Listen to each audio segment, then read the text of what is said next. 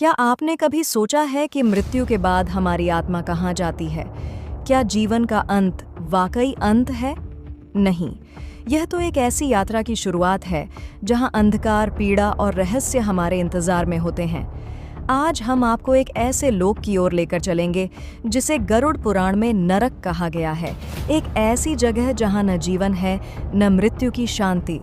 यह वो स्थान है जहाँ आत्मा को उसके कर्मों का असली फल मिलता है।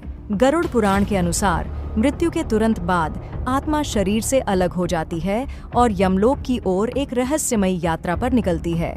इस यात्रा को कहते हैं प्रेत यात्रा, जो 13 से 48 दिनों तक चल सकती है। इस दौरान आत्मा राक्षसों, भूत प्रेतों और भयानक लोगों से गुजरती है। इस यात्रा की सबसे भयावह बात होती है यमदूतों का आगमन। काले वस्त्रों में भयावह चेहरों वाले ये यमदूत आत्मा को पकड़ कर ले जाते हैं यमराज के दरबार में। वहाँ पहले से मौजूद होते हैं चित्रगुप्त, जिनके पास आत्मा के हर एक कर्म का लेखा जोखा होता है। उस दिव्य पुस्तक से जब वे पढ़ते हैं तो तय होता है स्वर्ग या नरक। पर नरक ये कोई एक स्थान नहीं है, यह है 28 विभाजन वाला एक अत्यंत पीड़ादायक लोक। हर नरक अलग, हर यातना विशिष्ट। उदाहरण के लिए रौरव नरक दूसरों को पीड़ा देने वालों के लिए, जहां आत्मा जलती हुई लोहे की भूमि पर रेंगती है। जब आत्मा यमलोक पहुंचती है तो वहां कोई शोर नहीं होता, सिर्फ एक अजीब सी खामोशी। और उसी खामोशी को चीरता है एक दिव्य स्वर।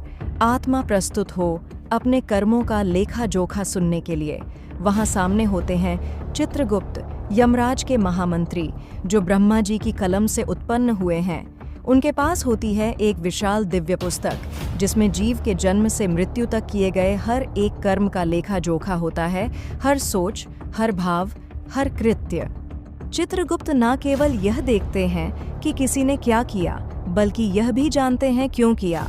उन्होंने लिखा होता है तुमने कब झूठ बोला, कब किसी को चोट पहुंचाई, कब मदद की और कब अनदेखी। और फिर उस दिव्य ग्रंथ को खोलकर वे यमराज के समक्ष पढ़ते हैं आत्मा के पुण्य और पापों का सारा ब्यौरा।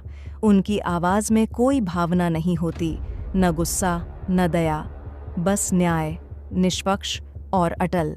चित्रगुप्त के हर शब्द के साथ आत्मा अपने ही जीवन के दृश्य को दोबारा देखती है, लेकिन इस बार वो दूसरों के दृष्टिकोण से।